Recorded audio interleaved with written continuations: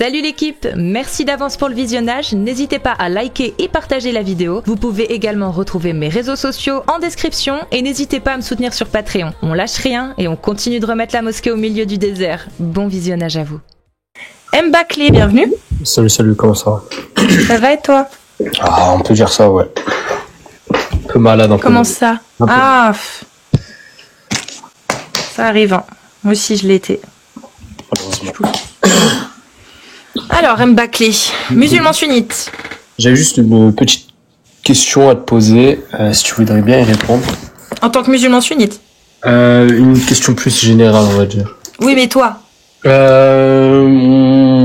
En tant que qui tu montes? En tant que musulman sunnite? On va dire ça, oui. Ok.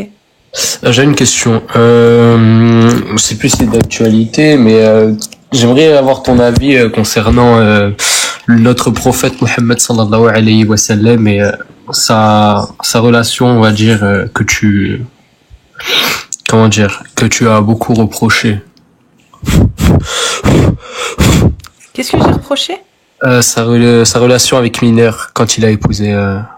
Ah, c'est pas sa relation à proprement parler que je reproche. Oui. Son mariage. C'est l'autorisation qu'Allah en a fait pour toute l'humanité, c'est ça mon problème. Tu peux m'en dire plus? Bah que en gros, si on suit les textes de l'islam sunnite, si on suit les savants, on apprend que le prophète s'est marié avec Aïcha quand elle avait 6 ans et a consommé le mariage quand elle avait 9 ans. Ok, c'était il y a 1400 ans. Mais ce qu'on en apprend davantage, c'est que Allah a autorisé cette pratique pour toute l'humanité. C'est ça, moi, mon problème. Donc tu critiques, entre guillemets, le fait que ça s'applique encore aujourd'hui, ça? Que selon Allah, ce soit licite aujourd'hui. Ok, je vois. Je pense qu'il y a aussi un contexte de temps dans justement cette autorisation. Je pense que c'est avec le temps, justement. Mais est-ce que t'es allé vérifier? Parce que toi, t'es musulman sunnite pour le coup, c'est-à-dire que c'est ta croyance. Donc là, tu dis que tu penses. Et si c'est vrai, alors ce serait bien. Ce serait bien, ça permettrait de se dire, ah bah c'est cool, dans l'islam, effectivement, on n'autorise plus ça aujourd'hui. Mais est-ce que t'es allé vérifier pour être sûr? Je ne parle pas on autorise. Bref, je sais pas comment te le décrire en fait, avec des mots sans pour autant choquer, parce qu'il y a beaucoup de gens qui choquent. On va dire entre guillemets qui sont choqués. C'est simple. En fait, la question pour que tu comprennes la problématique, c'est aujourd'hui, dans une société qui applique la loi d'Allah, que fait-on à l'homme qui se marie avec une jeune fille de 9-10 ans et qui la consomme parce qu'il est marié avec elle? Qu'arrive-t-il à cette personne dans une société qui applique la loi d'Allah? La réponse c'est... Oui? Oui, vas-y, fini. Bah, selon les 4 grands madhab, c'est son droit. Donc il ne lui arrivera rien. Oui, mais je pense que en fait notre point de vue va forcément différer, on va dire diverger, parce que là on est sur 2 contextes historiques différents, on est bien d'accord. À l'époque où cela s'est passé, tu pourras pas me dire non, je pense c'était on va dire la norme entre guillemets, que ce soit dans les pays musulmans ou bien admettons dans les pays chrétiens européens. Oui, dis-moi. Non, admettons. Oui. Je te le donne, admettons. Je pensais que tu voulais rajouter un truc. C'était la norme, on va dire entre guillemets. Donc je pense que le point de vue de la population change en fonction du temps. Donc aujourd'hui, de la population. Ça, je suis d'accord avec toi. Le point des de gens, vue, des humains.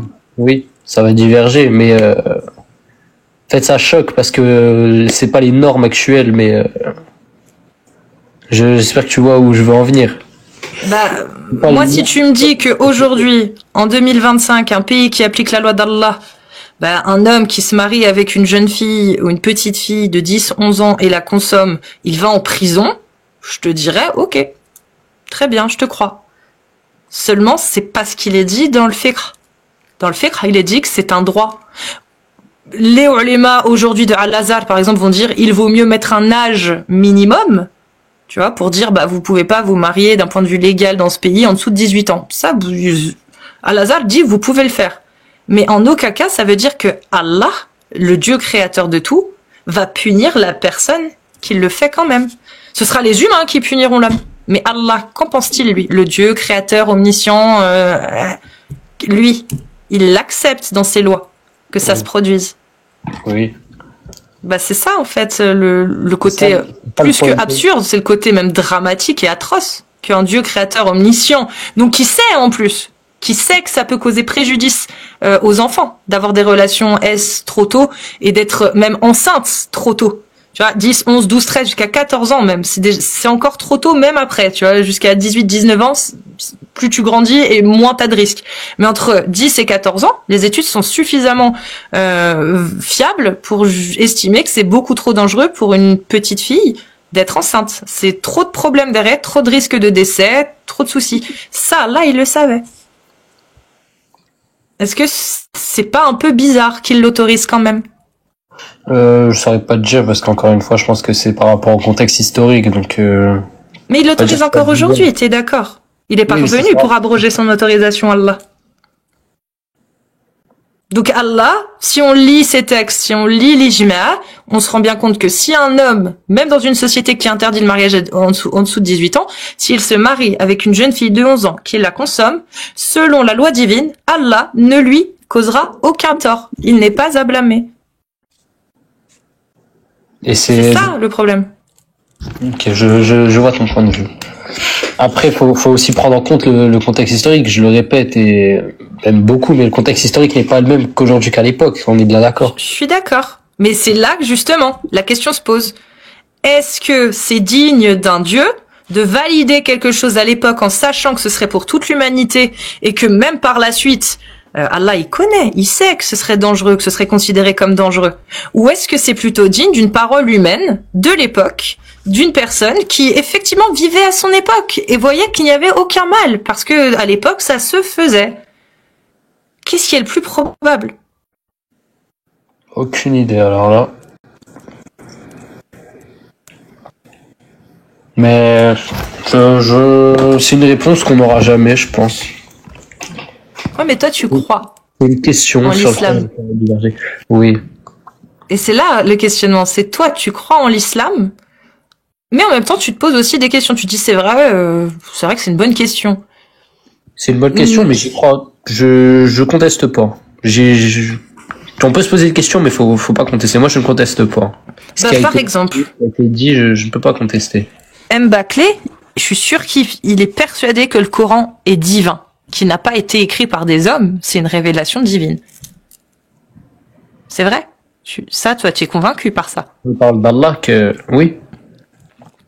Et qu'est-ce qui t'a prouvé que c'était vrai cette affirmation qu'on t'a fait depuis que t'es petit, à savoir que le Coran, contrairement à tous les autres livres au monde, tous les autres livres, tous, qui eux sont écrits par des humains, le Coran, lui, affirmation extraordinaire, donc qui sort de l'ordinaire, ce n'est pas un livre comme les autres, ce n'est pas l'humain, c'est le divin qui l'a fait descendre, ce livre-là. Enfin, cette parole-là, ça vient du divin. Ça, cette affirmation-là, quels éléments, toi, t'as pu récolter dans le Coran qui t'ont permis de valider ça, de cette affirmation, de la conclure comme étant vraie? Il y a énormément d'exemples, j'ai envie de te dire, comme je ne sais un pas. Seul, le meilleur, celui qui t'a le plus montré qu'effectivement cette parole ne pouvait pas venir d'humain. Toutes les paroles que j'ai pu lire dans le Coran m'ont charmé, entre guillemets, on va dire. J'y crois tous. Donc j'ai pas forcément d'exemples qui sortent du lot, parce que pour moi elles sont toutes véridiques, entre guillemets. C'est pour ça. C'est ce que dirait n'importe quel autre croyant de n'importe quelle autre religion. J'ai des exemples, mais je n'ai pas d'exemple préféré, on va dire. Bah donne-moi un exemple alors. On commence par comme en vrai, j'ai bien envie de dire par la création de la terre, comme elle est décrite par Allah. Il dit quoi? Je vais essayer de le refaire en français parce que je la connais en arabe. Que la terre a été créée en 7 jours, donc il a créé, si je me souviens bien, j'ai oublié, mais il y a un délire où il y a une création de montagne et tout, mais je la connais en arabe, mais je saurais pas la dire en français pour expliquer aux gens qui sont présents sur le live. Mais pourquoi ça t'a convaincu ça? Parce que scientifiquement, il dit quoi dessus? Il y a des validations de ça? Des éléments qui permettent de valider?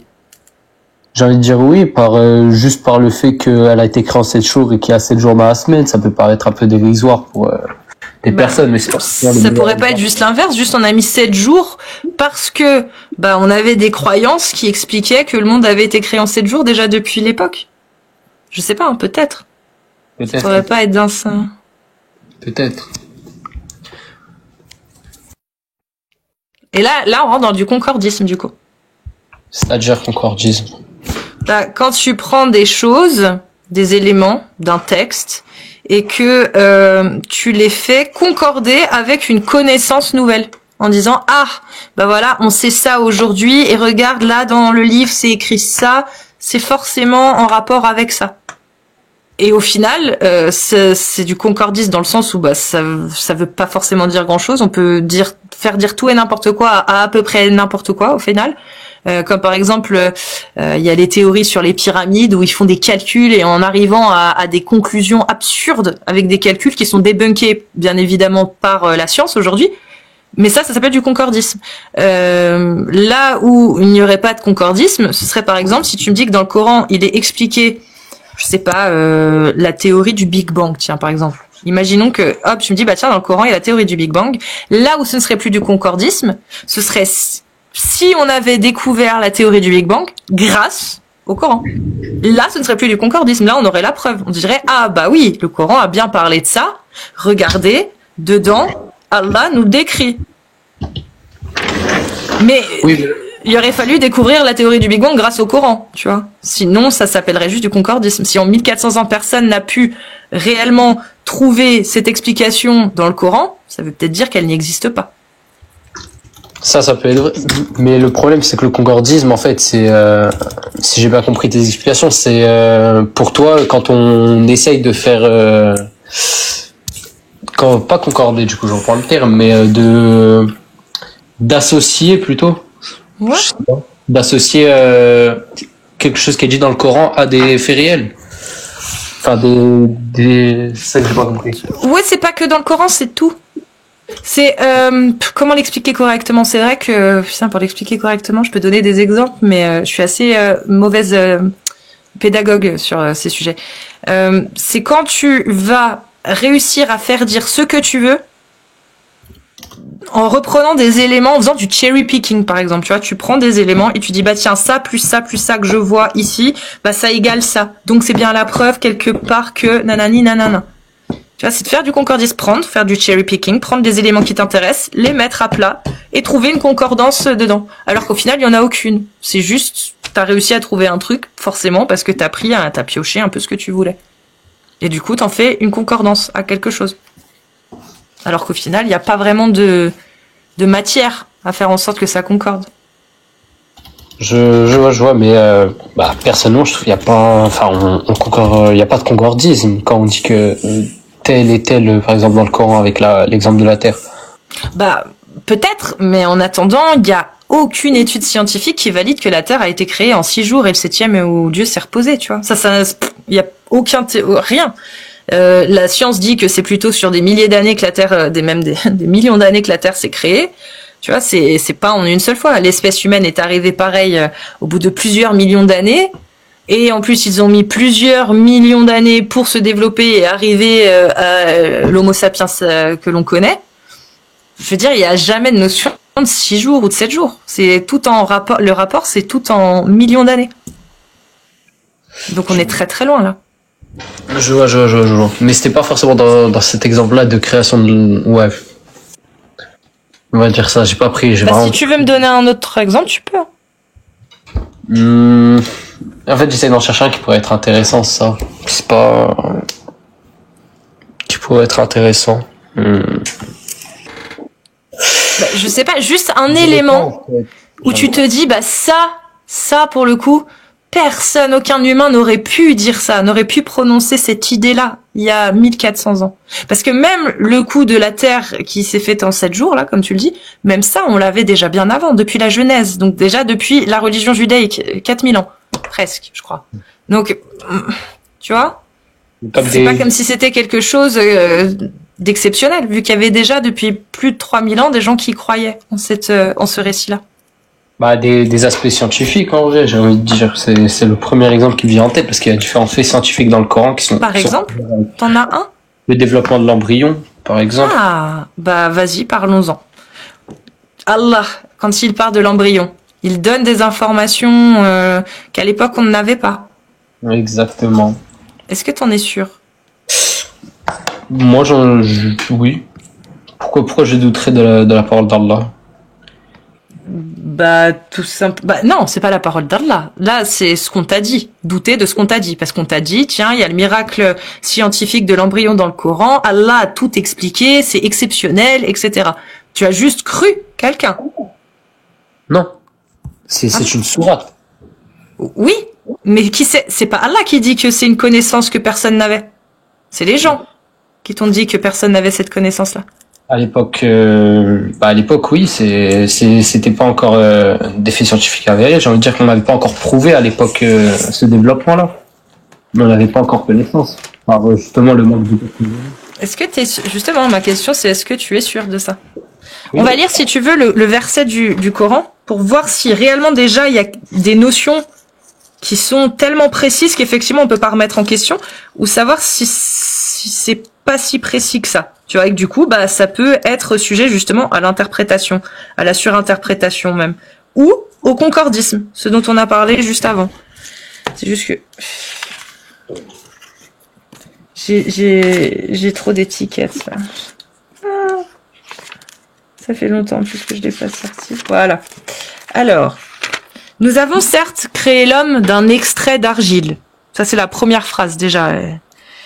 Puis, nous en fîmes une goutte de sperme dans un reposoir solide. Ensuite, nous avons fait du sperme une adhérence, et de l'adhérence, nous avons créé un embryon. Puis, de cet embryon, nous avons créé des os, et nous avons revêtu les os de chair.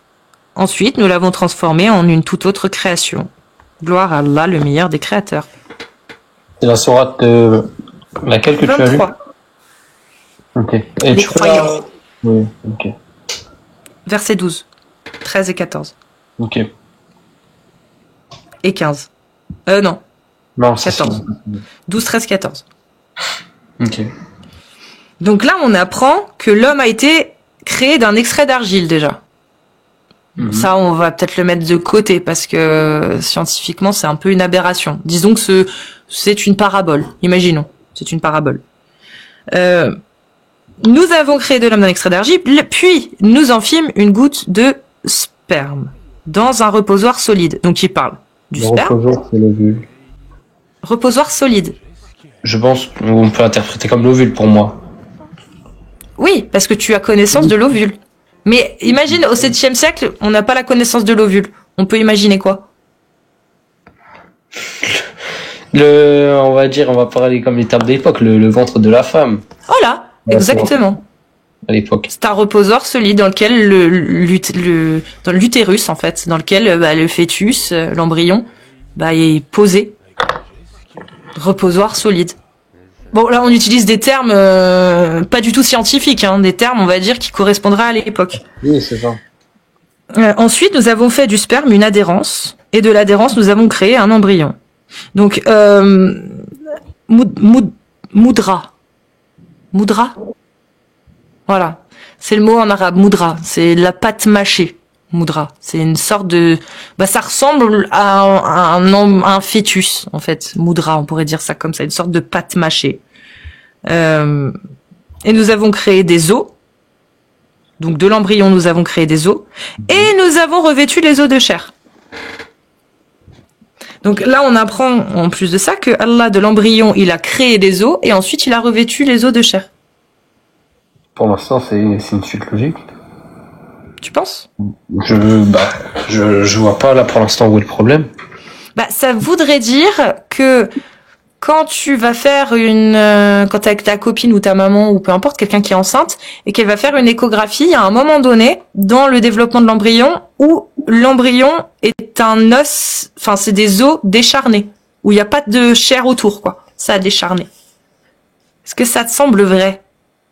Et qu'à un moment donné, par contre, la chair arrive sur les os. C'est notre corps qui est décrit. On a plusieurs couches. On a la couche d'os qui est ensuite recouverte de muscles, de chair. Oui, oui, si tu me décris là maintenant un corps humain, oui. Mais là, c'est parce que Allah fait. Allah, il décrit les processus, les étapes. Il dit, nous avons fait ça. Ensuite, il s'est passé ça. Ensuite, nous avons fait ça. Et ensuite, de cet embryon, nous avons créé des os. Et nous avons revêtu les os de chair. Mais tu sais quoi? Garde ça juste en tête. Tu t'en occuperas toi après, savoir ce que t'en penses. La vraie question qu'on se posait, c'est est-ce que tout ce qui est écrit là, on n'avait réellement aucune information dessus au 7e siècle? C'était ça la question de base. Oui. Bah, je t'invite à aller t'intéresser. Pardon? Oui. Je pensais qu'il y avait des échographies à l'époque, je pense pas. Enfin, Non, mais là, de tout ce qu'il a dit là qu'on a cité, il y a rien qui nécessite une échographie. Il suffit juste de voir soit une fausse couche, soit, c'est-à-dire une fausse couche, soit même de savoir qu'après une relation sexuelle, c'est là qu'en principe les femmes tombent enceintes. Donc on sait que le sperme, logiquement, n'est pas anodin dans l'histoire. Il n'y a pas de mention réellement de l'ovule, c'est un reposeur solide, donc ça peut être tout et n'importe quoi. Ça peut être le ventre, la matrice reproductrice, donc l'utérus. Ça pourrait être l'ovule aussi. Mais il n'y a même pas besoin d'avoir connaissance de l'ovule pour parler d'un reposoir solide, tu vois. Et ensuite, il parle donc de l'embryon, une fausse couche et on voit l'embryon, la moudra, pardon, la pâte un peu mâchée là, c'est un peu ça l'embryon finalement. Le fait qu'il y ait des os qui soient créés et qu'ensuite ce soit revêtu de chair, bah ça au final, déjà, on sait même pas si c'est vrai. Tu vois déjà, mettons ça de côté. Mais il n'y a pas besoin d'échographie ou de microscope pour énumérer tout ce qu'il y a là-dedans. Et pour la formation de l'embryon, on a bien besoin d'une échographie, on peut pas savoir ça à l'époque, c'est ça que j'ai envie de te dire. Comment ça? Le développement de l'embryon. Savoir quoi? Là, je t'ai cité le développement. Le développement, il dit lui-même. C'est le sperme dans un reposoir solide, ensuite une adhérence, ensuite un embryon, et ensuite des os que nous avons créés, puis revêtus de chair. Il n'y a rien de plus qui est dit. Non, mais moi, je te parle des connaissances scientifiques qu'il y avait à l'époque. On n'était pas censé savoir justement cette... Ça? Non, mais avant le Coran. Les connaissances scientifiques qu'il y avait à l'époque, on n'était pas censé savoir le développement. Si, comme je te l'ai dit. Bah, du coup, cite-moi des arguments. Claude Gallien. Claudius Gallus. Donc, c'était 500 ans avant le prophète Mohammed. En Grèce. Rome. Pardon. C'était Rome, Claude Gallien. Étudié dans les plus grandes universités de l'Égypte, en passant par la Mésopotamie, en allant jusqu'aux Indes. Ses travaux. Et son ouvrage, c'est De la semence. Et il dit exactement ça. Il y a quelques erreurs dedans. Mais c'est les mêmes choses qu'il y a dans le Coran. Voire plus, du coup. Il y a même plus d'étapes. Il y a plus de détails. Puisque c'était son métier, lui. C'était un chercheur. Donc, ça, toutes ces étapes-là, lui, il en a parlé. 500 ans avant. Oui. C'est que on est bien d'accord que... Attends, répète ce qu'il a dit dans son texte. J'ai pas entendu, j'ai pas fait gaffe. Claude Gallien, il a énuméré tout ce que tu as dans le Coran là, il en parle déjà. Oui, mais tu peux me lire. Te lire quoi? Te lire De la semence de Claude Gallien? C'est un ouvrage, il fait plusieurs pages. Je t'invite à aller le lire toi-même, je vais pas te le lire maintenant. Il y a des passages où il décrit ça. Non, tu iras lire toi-même, il y a trop de pages, mon ref. Je vais pas te le dire tout le livre. Tu pourras aller voir De la semence, tu peux le trouver. Ne me crois pas sur parole, faut que tu ailles vérifier. Je vais maintenant, attends. Ça va être long. Hein. Non, mais je vais, t'inquiète.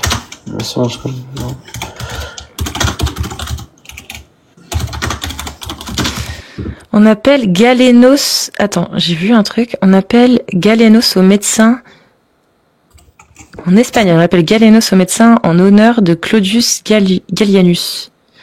Ah ouais. Je savais pas.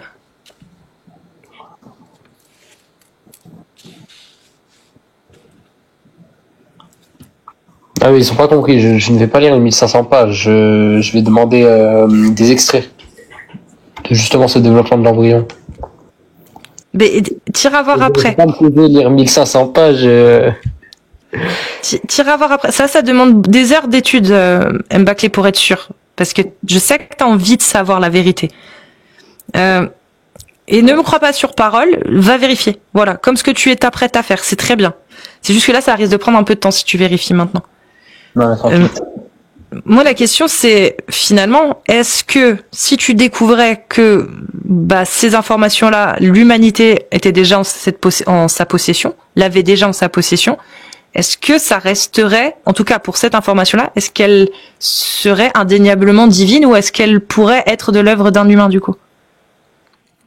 Ça reste tout de même la parole d'Allah entre... de mon point de vue à moi, ça sort toujours la parole d'Allah. Même si tu trouves rien qu'un humain ne savait pas à l'époque. Donc, si tu ne trouves rien qu'un humain n'aurait pas pu dire. Dans le Coran, entier, dans son intégralité. C'est-à-dire qu'un humain n'a pas pu dire avant... Au 7e siècle, tout simplement. Ok. Si tu ne trouves rien dans le Coran qu'un humain du 7e siècle n'aurait pas pu dire, n'aurait pas pu connaître, est-ce que ça reste divin? Ou est-ce qu'il y a un doute? Au moins ça. Est-ce qu'il y a le doute de se dire, tiens, si c'est vraiment Dieu, pourquoi dedans je ne trouve que des choses que un humain du 7e siècle aurait pu m'apporter? Pas avec une... C'était des hypothèses à l'époque, ce n'est pas des choses confirmées.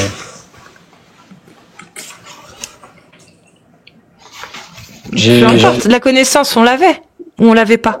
Si Claude Gallien a vraiment dit ça, on l'avait la connaissance, qu'elle soit vraie ou pas, c'était une connaissance qu'on avait, qu'on retrouve dans le Coran. Mais pas dans une description aussi précise et... Ah si, bien plus précise, 1500 pages. Enfin non, il y en a moins. Ils disent 1500 pages, mais c'est moins, je crois. Donc tu penses bien que dans son ouvrage, c'est bien plus précis que 3 lignes, quoi, en fait. Oui, mais toi-même, tu disais que il y avait des erreurs dans ses propos. Ouais, et dans le Coran aussi. La chair ne vient pas après les os. Contrairement à ce qu'elle l'a dit. Et Claude Gallien a fait la même erreur. Mais pourtant, moi, je vais te reciter l'ordre. Donc, tu me suis pour l'instant. Tout d'abord, on a la goutte de sperme. Oui. De sperme qui va se mélanger. C'est pas ce qui est marqué. Genre, non, mais c'est moi qui le rajoute. Faut dire ce que Allah a marqué. La goutte de sperme va, comme tu as dit, attends, je vais ressortir le temps pour te... Et il parle de sperme, il parle jamais de spermatozoïdes, tout comme Claude Gallien, parce qu'à l'époque, il n'y avait pas la connaissance pour avoir accès à la connaissance des spermatozoïdes. C'était le sperme. Il n'y avait pas du tout de mention de spermatozoïdes. C'est étonnant, venant de Dieu, quand même, d'avoir dit sperme, tout comme Claude Gallien. La même imprécision, on va dire.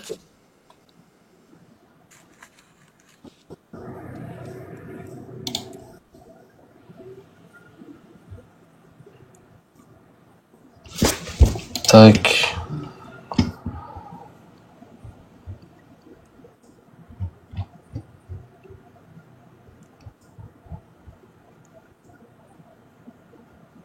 Est-ce que tu veux aller voir et revenir plus tard? Là, je vais juste la réciter, là. Pour les personnes. Ah, mais pourquoi je trouve des extraits comme ça? Ah, ok. Donc, il est dit, nous avons certes créé l'homme d'un extrait d'argile, puis nous en fîmes une goutte de sperme dans un reposoir solide. Ensuite, nous avons fait du sperme une adhérence. Et de l'adhérence, nous avons créé un embryon. Puis de cet embryon, nous avons créé des os et nous avons revêtu les os de chair. Ensuite, nous l'avons transformé en une toute autre création bénie, soit donc Allah le meilleur des créateurs. Tac. Donc, on a... voilà. Donc, on va avoir la mention de la goutte de sperme, du coup, qui va aller sur un reposoir solide.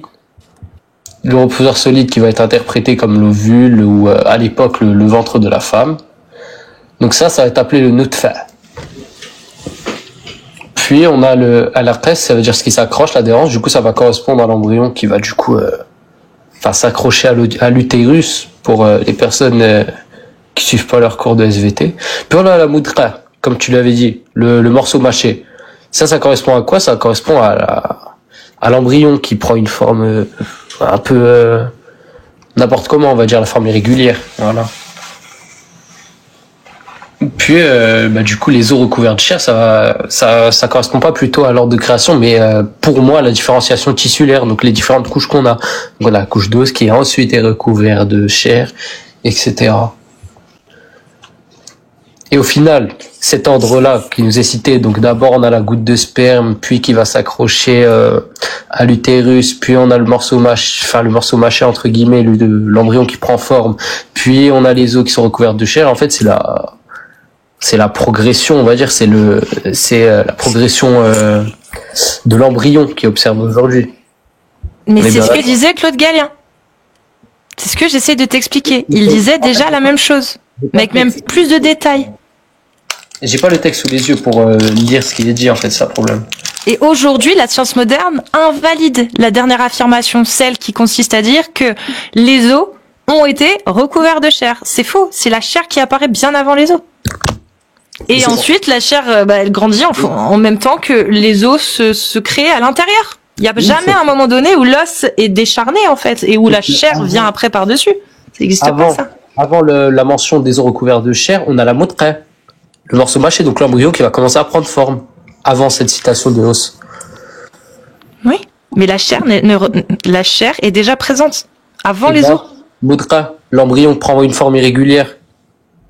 Alors pourquoi c'est marqué nous avons recouvert ensuite les os de chair? Pourquoi ça n'a aucun sens? Elle est déjà là, la chair. Mais là, on est sur une suite logique. On a d'abord la formation, puis on a les os qui vont se recouvrir de chair. C'est faux. Les os sont déjà couverts de chair au moment même où ils sont en train de se construire. Ils sont déjà dans la chair. Ils sont déjà enveloppés par la chair. Il n'y a aucun moment où l'os est décharné. C'est ce que je te dis. Mais là, il est recouvert directement de chair à partir du moment où il commence à pousser. L'os est dans la chair. Il est revêtu déjà de chair. Direct. Mais là, on cite pas la présence d'os au début, puis la recouverte de chair. On parle juste des os qui sont recouverts de chair. Donc là, on est sur différentes couches. On est dans une étape. Tu l'as dit toi-même. C'est une étape. C'est des étapes qui sont données à la suite. Donc, quelle logique y a-t-il quand tu parles de Moudra en disant c'est de la chair et qu'ensuite Allah dit nous avons créé des os et ensuite nous les avons recouverts de chair? Il n'y a aucune logique. La chair est déjà là, Moudra. Elle est déjà là, la chair. On parle pas de la création de l'os puis de la chair qui va suivre. On parle de justement la création de l'os qui va être recouvert de chair. Donc la suite logique. Mais pour qu'il soit recouvert, ça veut dire qu'il était découvert. Sinon, il n'est pas recouvert. Il est juste couvert. Recouvrir quelque chose, ça veut dire le recouvrir. Le terme, je l'ai pas changé, c'est recouvert. Mais même, c'est quoi, chipotons là-dessus. Ne chipotons même plus dessus. Imaginons que ce soit vrai, il n'y a pas de souci. Quel miracle y a-t-il si on découvre les mêmes choses, les mêmes notions dans un livre 500 ans avant? C'est ça la question, la vraie question.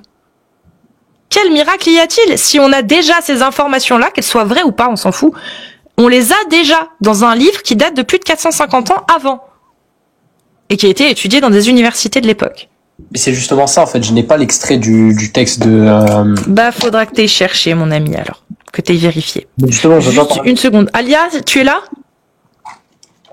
Je sais pas si elle est là. Non, peut-être pas. Je suis là.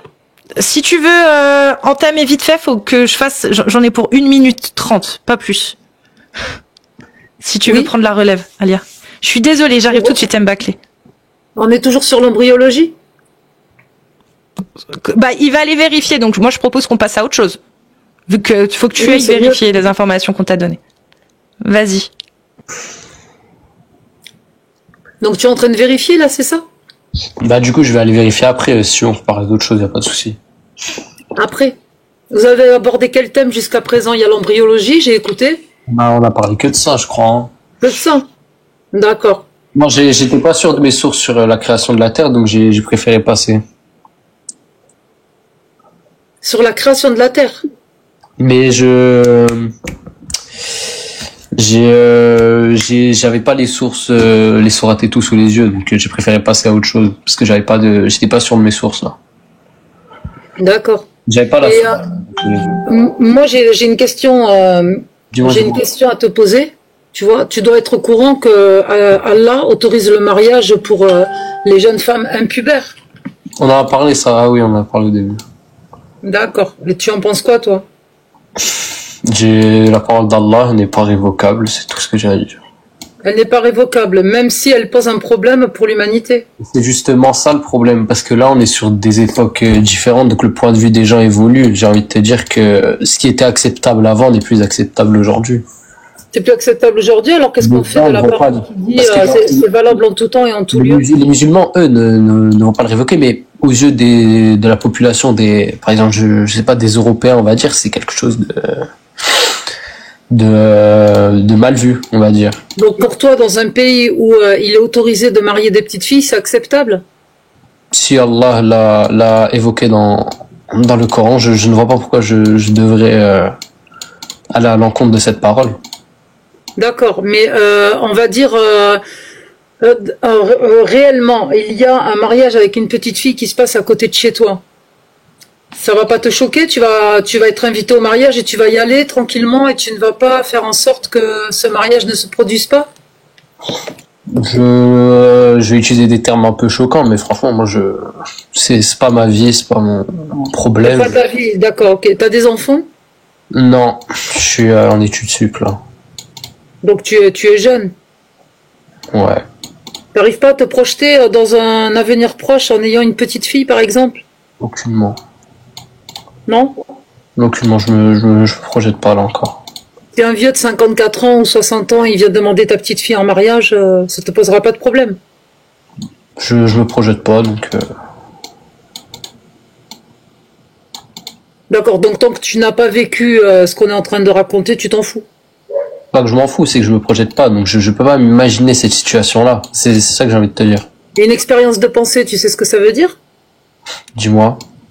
Une expérience de pensée, c'est ce que je t'ai proposé tout à l'heure. Imaginons que tu es une petite fille et qu'un vieux de 54 ans, 60 ans la demande en mariage. Ok. Quelle serait ta position? C'est une simple question. Une expérience de pensée. En toute honnêteté, je vais pas me positionner, je suis neutre, les gens font ce qu'ils veulent, écoute. Je te parle de toi, si tu as vu une petite... de moi, ton expérience. J'ai envie de te dire, je n'arrive pas à me projeter, en fait, ça, le problème, je n'arrive pas à me projeter, à me dire, ah tiens, ça pourrait arriver, non. Ok. Aux yeux, en fait, je peux pas m'exprimer là-dessus parce que je n'ai pas le regard que les gens avaient à l'époque. C'est ça que j'ai envie de te dire. Aujourd'hui, tu vis en France. Ouais. C'est qui commande en France? C'est Allah ou c'est les lois du pays, les lois humaines? Comment ça? Bah, la France, elle est gouvernée par des humains. Sauf que, enfin, je vois pas où tu vas en venir. Tu vois pas où je veux en venir. C'est qui a le dernier mot pour faire la loi en France? C'est Allah ou c'est les hommes? C'est l'homme qui a créé les lois en France, oui. Donc Allah n'existe pas en France. Est-ce que j'ai dit ça? Non. Moi je le dis, Allah n'existe pas en France. Sauf que je vois pas où tu vas en venir. Allah n'existe pas en France. Allah existe. Je vois pas où tu vas en venir. En mode dans les lois françaises, Allah n'existe pas, c'est ça que tu veux dire? Ouais, voilà, comme ça, un truc comme ça, ouais. Oui, mais ça, je comprends pas. Tu comprends pas? Ben, il y a aucune loi qui vient d'Allah en France. Oui, voilà, quand tu dis Allah n'existe pas en France, comment dire, ça me choque, on va dire. Pourquoi? Bah, dans le sens où, moi qui suis croyant, dire qu'Allah n'existe pas dans tel ou tel lieu, ça, je pense que en tout cas, que ce soit Allah ou Dieu ou n'importe quel Dieu que tu veux, en France, les dieux n'existent pas. Allah n'existe pas, Dieu n'existe pas. C'est les hommes qui commandent le pays. Mais je peux pas dire que Allah n'existe pas juste pour seul argument que des hommes dirigent un pays.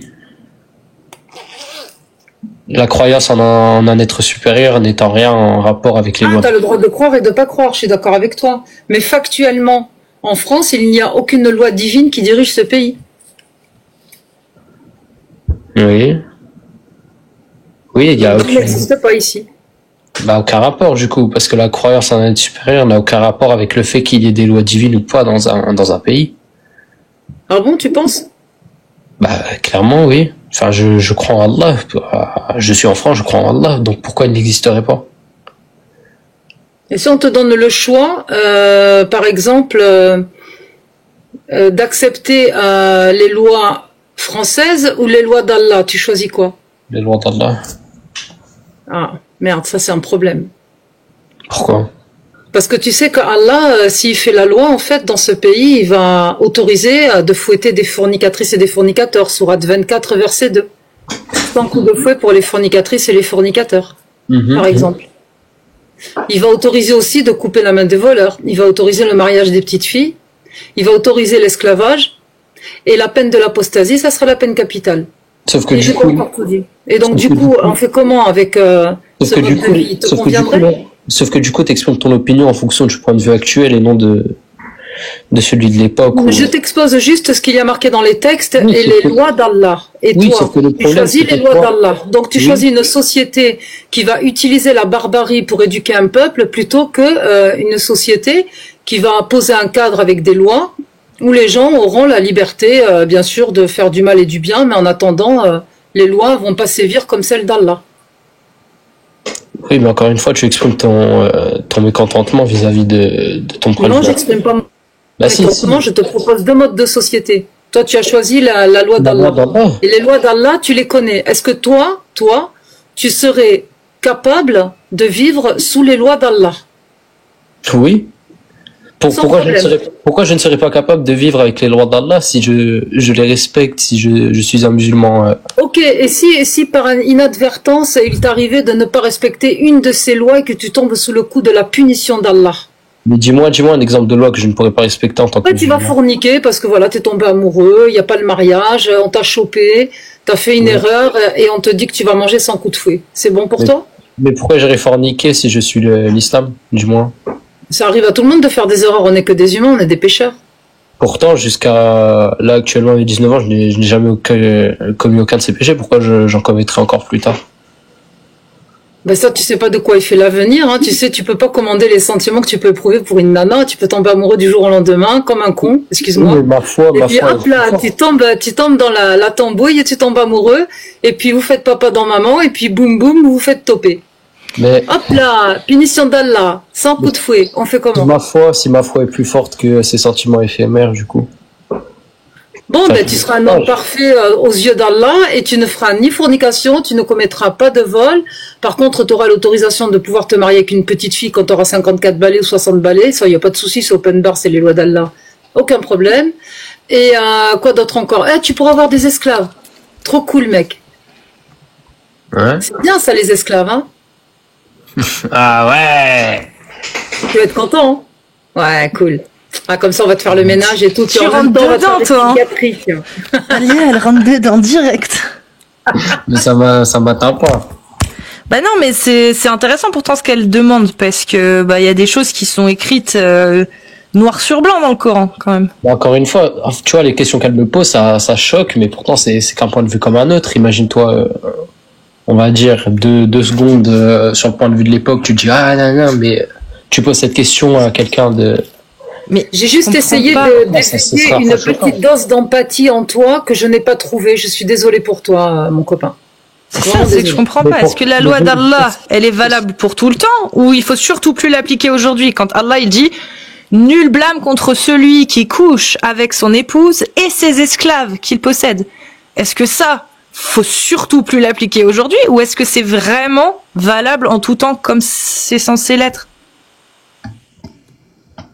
Je vois pas où tu vas en venir parce que là elle m'a demandé si je voulais vivre sous les lois d'Allah. Moi j'ai dit oui. La loi d'Allah, je viens de te la donner. Dans un pays qui applique la loi d'Allah, nul blâme à faire, donc autorisation aux musulmans de coucher uniquement avec son épouse et ses esclaves captives ou captifs de guerre, ses esclaves milk al-yamin qu'il possède.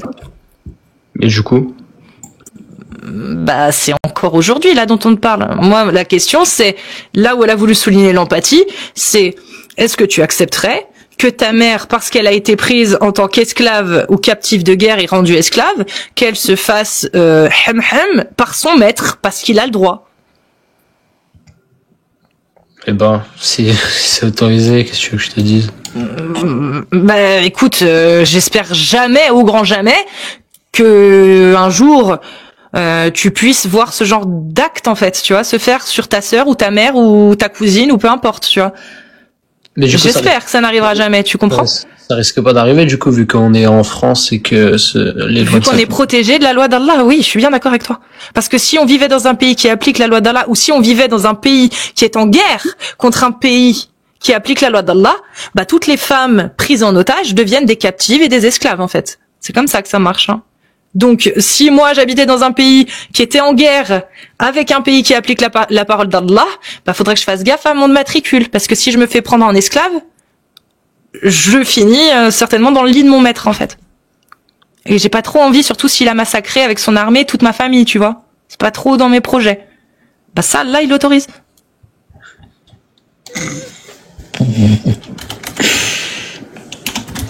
Moi, je sais pas si ça vient d'un divin, mais... Oui, mais question, toi, tu es musulman ou pas Non, je suis athée, moi. T'es athée, ok. Mm. J'ai cru que t'étais musulman avec le voile, c'est pour ça. Non, je ne le suis pas. Ok. C'est pour faire parler, non? Non, c'est parce que je suis en France et qu'en France, les femmes doivent avoir la liberté de porter ce qu'elles veulent. Ah, ok. Mais on est aussi d'accord que c'est aussi pour une idée pas de provocation, mais pour faire parler les gens. Les gens qui sont pas contents, on va dire. Non, c'est pour faire parler les gens sur pourquoi, dans l'islam, le voile est-il obligatoire. Parce que moi, c'est ça que je dénonce.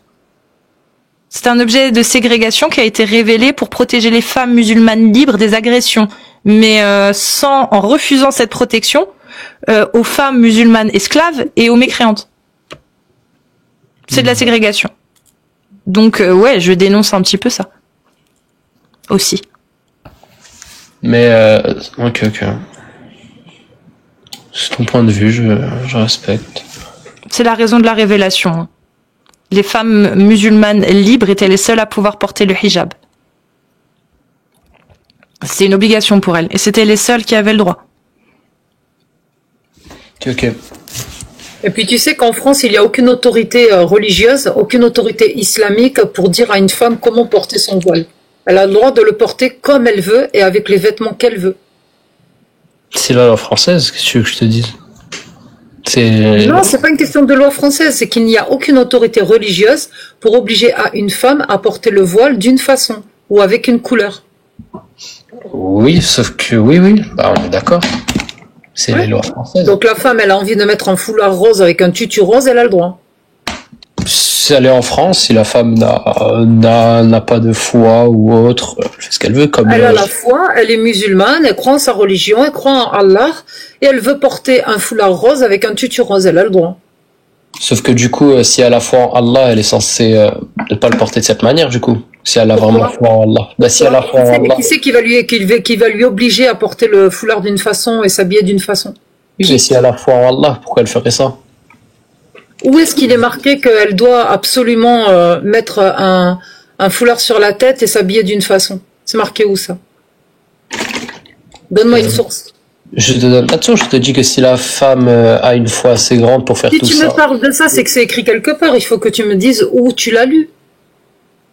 Bah, dans le sens... Bah attends, je vais te sortir les sourates si tu veux. On te l'a dit? Je n'ai pas lu cette sourate-là, surtout. Ah, mais on te l'a dit peut-être ou... C'est écrit dans le Coran, mais j'ai pas la sourate en tête. Je connais pas le Coran par cœur, malheureusement. Le Coran, il dit et couvrez vos poitrines et cachez vos parures de bijoux. Cachez vos parures de bijoux.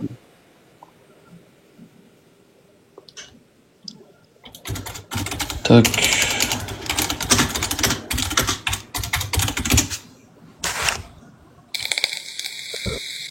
Donc, je peux sortir mon Coran, il n'y a pas de problème. Ouais, mais c'est mieux comme ça, on va pouvoir citer les sources. Là, il y a la sourate An-Nur qui va parler des voiles, c'est ça. La Al-Hazab.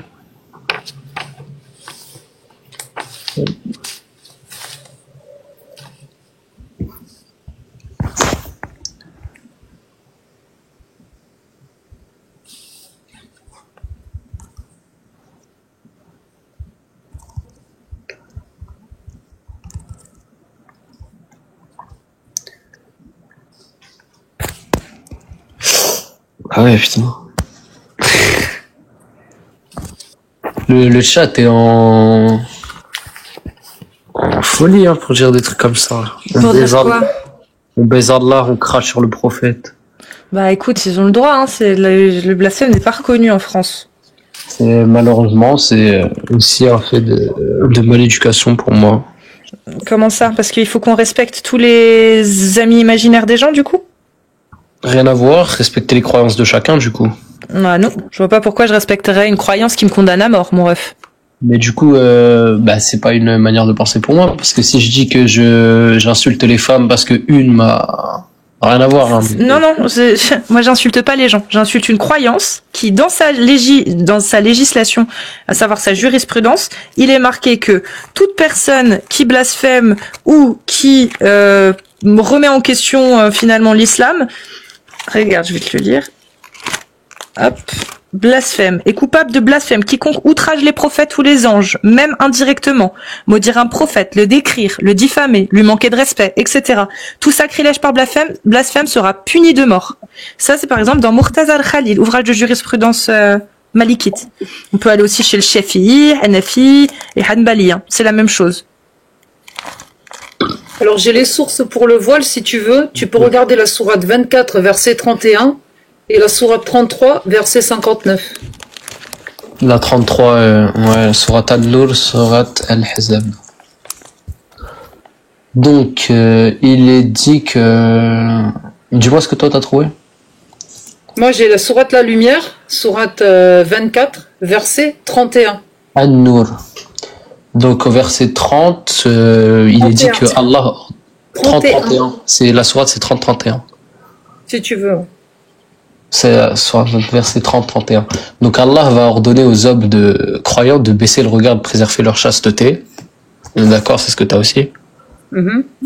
À la 31, Allah va ordonner aux femmes croyantes de baisser leur regard et préserver leur chasteté, de ne pas montrer leurs atouts, sauf ce qui est apparent, de ramener leur khimar, le voile, sur leur poitrine. Donc là, il y a une manière de le porter, de ne montrer leur tout qu'à leur mari, leurs proches parents et certaines catégories précises. Ici, question de pas leur atout, de ne laisser paraître leur parure qu'à leur mari. C'est à peu près la même chose. Oui. Leurs atours, pardon. Et après toute la liste à qui elles ont le droit de le montrer. Oui, donc leurs parents, proches. Leurs servantes, les domestiques, mâles impuissants. Catégorie précise. Pourquoi les domestiques mâles impuissants? Qu'est-ce qu'on leur a fait à ces bonhommes-là? Attends, j'ai pas la suite.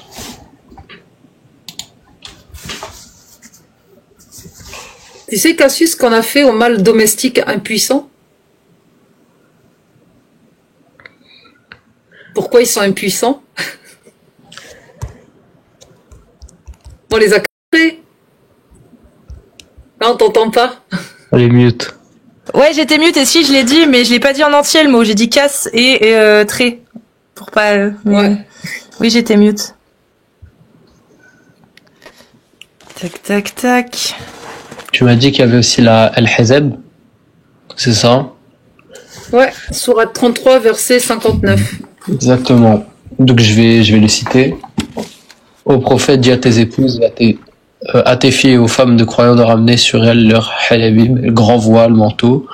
C'est ça, pour ceux qui ne savent pas ce que c'est. Cela est plus à même qu'on les reconnaisse et qu'elles ne soient pas offensées. Donc là, on va parler du jilbab. Du coup, c'est le vêtement ample là, qui recouvre tout le corps, je crois. C'est pour protéger la femme et la distinguer. Et si on lit ces textes, c'est des textes du 7e ou 8e ou 9e siècle, on sait même pas. Mais du coup, on porte pas les mêmes fringues en 2025, mon copain. Faut évoluer un petit peu là. Mais là, c'est un point de vue temporel, donc c'est le point de vue actuel que tu es en train de citer. Donc aujourd'hui, c'est plus une obligation.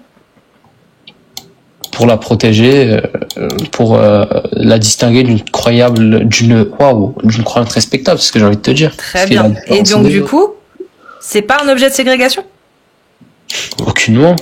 Très bien. On peut lire les tafsirs si ça te dit ou pas? Dis-moi. Alors, Dieu ordonne, donc ça c'est Ibn Kathir qui commente le verset 59. Ok. Dieu ordonne à son prophète de demander aux croyantes, surtout ses femmes et ses filles, en vertu de leur place, de se couvrir de leur voile, car cela est plus à même de les faire reconnaître des autres femmes impies, ou selon une autre interprétation, de rapprocher un pan de leurs vêtements qui est comme un izar de leur visage. Ibn Abbas a dit, à celles qui sortent de leur maison parmi les musulmanes, Dieu ordonne de se couvrir les visages par leur jalabib, donc comme tu l'as dit, qui est un vêtement long et large, tel une abaya, et de ne laisser montrer qu'un seul œil. Une interprétation soutenue par Mohammed ben Sirin. Salama, de sa part, a dit, lorsque ce verset fut révélé, les femmes ansariennes sortirent de chez elles telles des corbeaux à cause de leur djilbab qu'elles portaient sur leur tête. Et là, on continue. Soufiane al-Tawri a commenté cela en disant, il n'y a aucun mal à regarder une femme et sa parure parmi les gens du livre, mais cela fut interdit aux croyants de peur de la sédition et de la tentation, et non pas à l'égard de leur caractère sacré en se basant sur les dires de Dieu. Et As-Soudi a dit, parmi les pervers de Médine, il y avait des hommes qui sortaient la nuit, une fois l'obscurité enveloppant la ville, pour se montrer devant les habitantes de Médine. Comme les sentes de cette ville sont étroites, les femmes de Médine sortaient pour satisfaire leurs besoins et étaient contraintes à le faire dans des lieux proches. Ces pervers les guettaient et quand ils apercevaient des femmes qui portaient des djilbabs, ils savaient qu'elles étaient des femmes libres de condition et les laissaient. Quant à l'esclave qui n'en portait pas, donc les djilbabs, ils les attaquaient. Donc là, le djilbab est utilisé comme moyen de protection, entre guillemets. De ségrégation. De protection. De ségrégation. Le voile est-il autorisé sur les mécréantes? Non. Allah l'interdit. Donc Allah, il veut protéger uniquement les femmes croyantes, libres, pas les esclaves, même si elles croient. Pas les femmes impies. Mais là, on parle partie du livre. Ah, c'était les mécréantes, là, dans le... Les esclaves également. Quant à l'esclave qui ne portait pas le djilbab, il l'attaquait. Oui, mais là, on est sur... Attends. Oh, c'est marqué dans le tafsir pour les protéger des pervers. Mais c'est exactement Parce qu'il vaut mieux couvrir la femme plutôt que de punir un pervers qui va agresser une femme. C'est ça. Il est bien, Allah. Bah oui. Et puis, tellement que c'est bien, eh ben, non seulement on les punit pas, mais on laisse les autres femmes qui n'ont pas le droit de se protéger se faire agresser. C'est pas grave, mais Alice, ce ne sont pas des pieuses.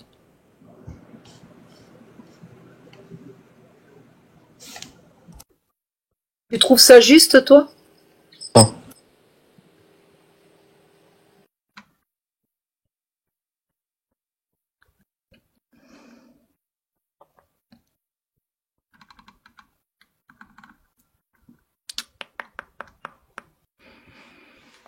Hum.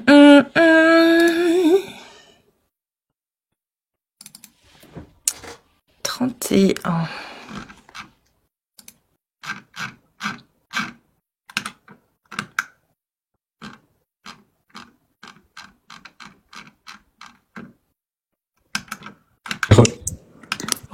Donc on parlait de les esclaves. Je me demandais si tu trouvais juste qu'une femme, pour se protéger, doit se couvrir et que les autres n'ont pas le droit de se couvrir et que les pervers qui vont les attaquer ne vont pas être punis. Est-ce que tu trouves ça juste, toi? Sauf que là, on parlait des femmes de Médine. Ok, mais les autres femmes qui vont se faire agresser parce que Allah interdit qu'elles portent le voile, ces pervers ne seront pas punis. Est-ce que tu trouves ça juste? Les pervers qui vont les attaquer.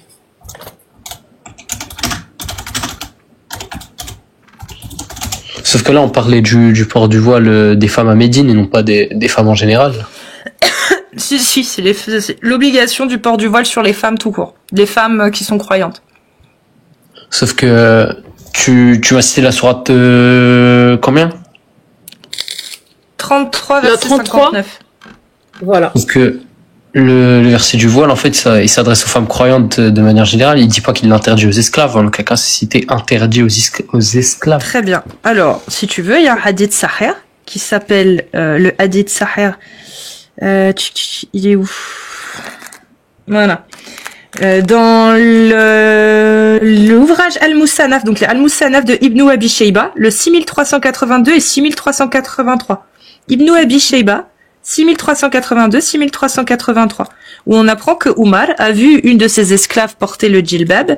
Il lui a demandé si elle avait été libérée. Elle a dit que non. Il l'a frappée sur la tête jusqu'à ce qu'elle retire son hijab, en lui disant « C'est interdit, tu n'es pas libre. Ce n'est que pour les femmes libres. » Mais sauf que là, on n'est pas sur sur quelque chose qui est cité comment dire, c'est une décision sociale, c'est en aucun cas en rapport avec ce qui est cité dans le Coran. Là, on est Donc Oumar, il a pris des initiatives que Allah n'avait pas demandé. Oumar était allé à l'encontre de la parole d'Allah.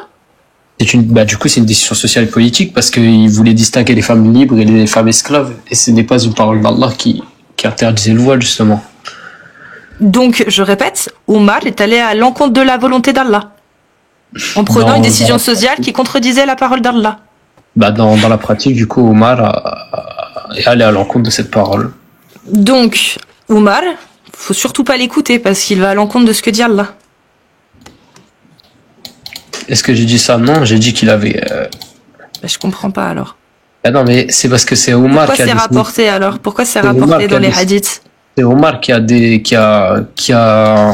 instauré en fait cette décision sociale pour les reconnaître, mais en aucun cas Omar a cité comment dire. Donc Omar, faut pas suivre les hadiths parce que les hadiths ils disent n'importe quoi. Par exemple, si je prends je te pose la question. Tu me dis c'est pas Allah qui l'a décidé, c'est Omar. Donc quand il y a des sahih de Bukhari 6240 par exemple qu'on va lire ensemble, il faut surtout pas écouter ce hadith sahih. 6240. Il faut surtout pas. Je vais te le lire. Tu vas comprendre. Celui-ci, il faut surtout pas. Narré par Aïcha. Willy. Par Aïcha. Voilà ce qu'il est dit. D'après Aïcha, Oumar ibn al-Khattab disait au messager d'Allah que vos femmes se voilent. Mais le prophète ne le faisait pas. Les épouses du prophète sortaient la nuit pour répondre à l'appel de la nature. Uniquement à Al-Manassi. Un jour, Saouda, la fille de Zama, sortit. C'était une femme de grande taille. Omar ibn Khattab la vit alors qu'il était en réunion et dit « Je t'ai reconnu, ô Saouda !» Omar dit cela car il était anxieux de recevoir les ordres divins concernant le port du hijab. Ensuite, la suite. Car il était... Voilà. Ok. Et ensuite, il dit « Alors Allah a révélé le verset du voilement, al-hijab, une couverture complète du corps à l'exclusion des yeux. » Hadith Sahih 6240. Oui. Est-ce que tu as compris ce que j'ai lu? Où tu veux en venir? Dis-moi plutôt où toi tu veux en venir. Je te relis juste le début. Donc, non, Aïcha, la femme, tu vas comprendre. La femme du prophète témoigne. Oumar ibn Khattab disait au prophète de voiler ses femmes. Mais le prophète ne l'a pas fait. Juste garde ça en tête. Oumar ibn Khattab disait au prophète de voiler ses femmes et il voulait pas le faire, le prophète. Et qu'est-ce qui s'est passé? Une fois qu'il a harcelé Saouda la nuit, les versets ont été révélés. Garde juste ça en tête. Mais ouais, moi je te demande où toi tu veux en venir, non pas de me répéter la sourate, mais toi tu veux en venir où? Toi. Le prophète, ça, tu veux en venir où? Que le prophète n'ayant pas cru bon de voiler ses femmes, Allah lui-même lui a montré qu'il avait tort et a donné raison à Oumar. Oui, et du coup t'en gardes ce que tu veux. Tu en fais la conclusion que tu veux. Et Oumar, en plus, il le dit. Oumar, il dit, mon Seigneur s'est conformé à mes jugements à 3 reprises. Muslim 2399. Et il cite celui-ci. Et du coup, tu essayes de faire un lien avec justement le Oumar qui va faire la distinction sociale, là? Je te montre juste que Omar ibn Khattab, dans les hadiths, c'est pris au sérieux ce qu'il dit et ce qu'il fait. Même par Allah lui-même, selon les récits. Donc, est-ce que tu penses que des hadiths où Omar affirme que c'est interdit pour les femmes mécréantes ou pour les esclaves de se voiler, est-ce que tu penses réellement que ce serait considéré comme étant valable? Parce que c'est considéré comme étant valable. Alors aujourd'hui, il n'en est plus question, puisque c'est pas le sujet principal, l'esclavage dans l'islam sunnite, vu que c'est appliqué dans très très peu de pays. Mais si Omar l'a dit et que personne ne l'a repris, est-ce que ça veut dire que finalement c'est parce que Allah voulait aussi? Non, du coup, vu que c'est pas quelque chose qui va être cité dans le Coran, Allah n'interdit en aucun cas le voile pour les esclaves. C'est une décision politique et sociale qui a été émise par Omar. Alors, Omar allons voir. Pas de souci. Donc, allons voir ce que disent les savants sur la aura d'une femme esclave. Ça te dit? Parce que là, ça va t'en dire long. Hein. Tu vas savoir comment une femme peut prier. Une femme esclave, elle peut prier. Par exemple. Alors. Umdat al-Fiqh. Ça, c'est ouvrage de jurisprudence Hanbali, par exemple. J'en ai d'autres, hein, mais je te donne celui-ci.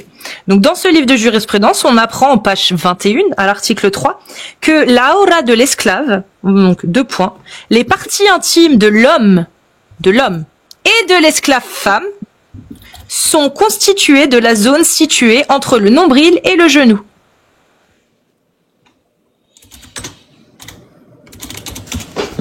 Donc là, tu as la aura d'une femme esclave. Une femme esclave, sa aura, c'est seins nus. C'est bon, elle peut prier seins nus. Alhamdoulilah. Non. Bah si. Mais attends. Bien sûr que si. Umdat al-Fiqh, ouvrage de jurisprudence Hanbali. La aura d'une femme esclave est la même que celle d'un homme. Du nombril à ses genoux. La aura, ce qui est obligatoire de cacher. Une femme esclave, musulmane, n'a pas besoin de se couvrir autre chose.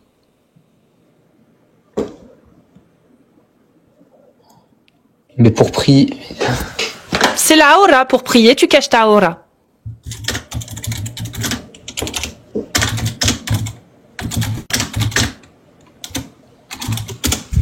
Je sais, c'est choquant. Umdat al-Fiqh. C'est pas question que c'est choquant, c'est juste que je n'ai pas compris. C'est quoi la aura? La aura, c'est c'est une zone qu'il faut cacher. Je n'ai pas le. Voilà, exactement. La aura de la femme musulmane libre, c'est quoi? C'est de ses cheveux à ses pieds.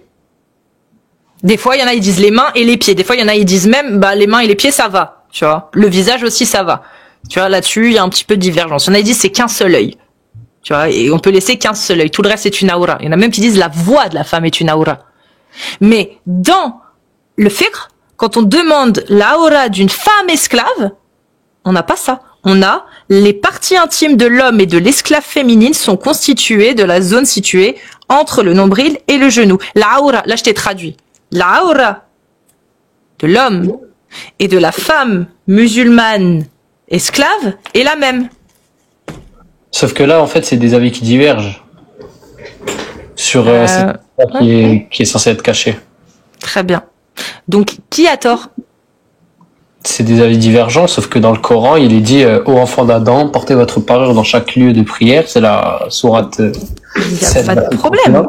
Qui a tort, du coup? Est-ce que les savants de l'islam sunnite qui affirment que dans Umdat al-Fiqh, donc on est quand même dans un ouvrage de jurisprudence référence chez les Hanbali, qui décrète que l'esclave féminine, sa aura, est la même que celle d'un homme, est-ce que eux, ils ont tort?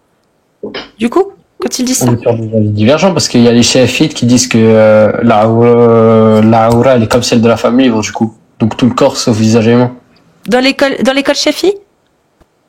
Shafi. Donc du coup, ils prennent... Divergents parce que là, du coup, on n'est pas sur quelque chose qui va... Tu peux me donner la source, s'il te plaît, de l'école Shafi'i qui affirme que la aura d'une femme esclave est la même que celle d'une femme libre, s'il te plaît? Moi, je t'ai donné la source, par exemple. Umdat al-Fiqh, page 21, alinéa 3.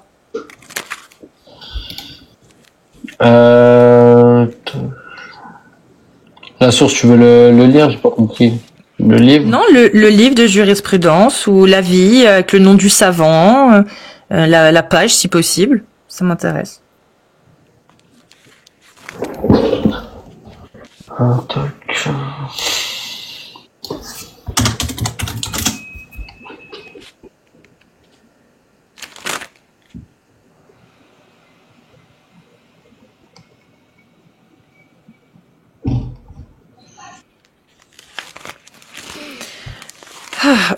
Tu sais quoi?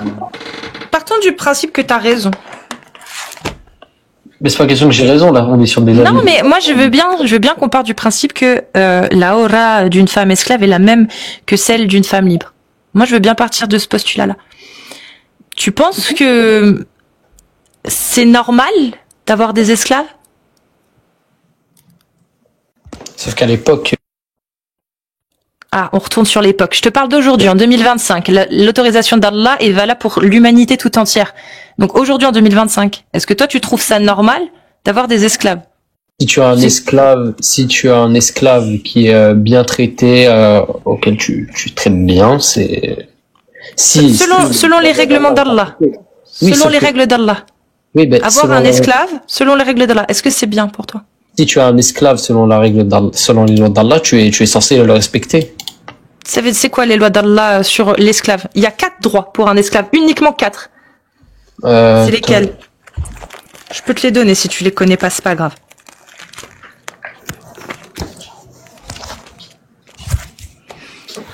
Il faut le loger, le nourrir, le vêtir et ne lui pas donner de charges qu'il serait incapable de réaliser. Oui. Bah voilà. Est-ce que ça te dirait d'être mon esclave aujourd'hui en 2025 dans ce cas-là?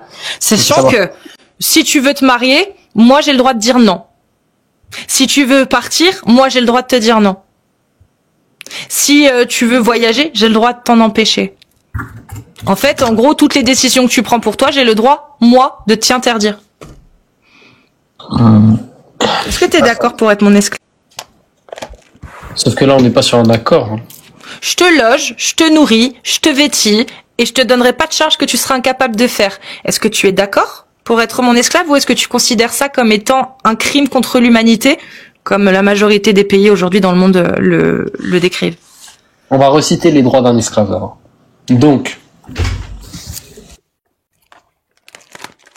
le loger, le nourrir, le vêtir, et ne lui pas donner de charge qu'il serait en incapacité de faire. Voilà, ça c'est les droits de l'esclave dans l'islam sunnite.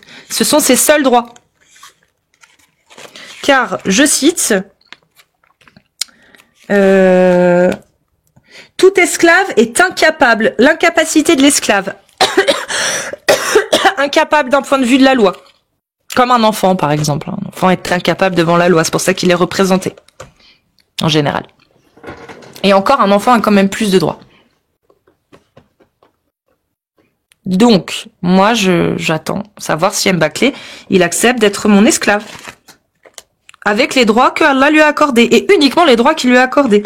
Sachant que, comme dit le prophète, j'ai le droit de te frapper tant que je ne te frappe pas comme mon épouse. Voilà, avec laquelle je pourrais coucher après.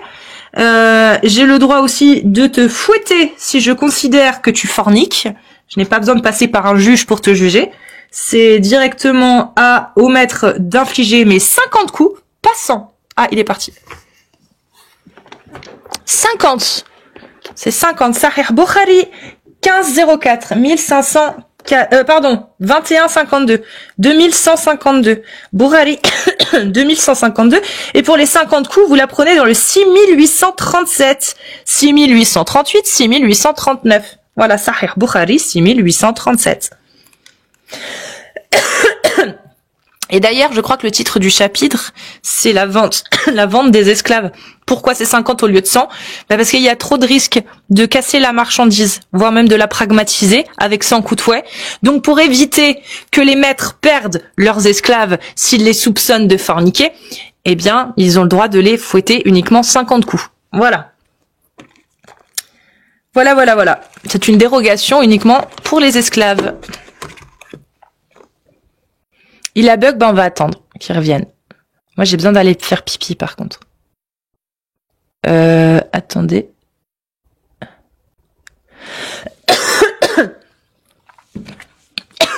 Putain, ça y est, je suis repartie pour une quinte de tout.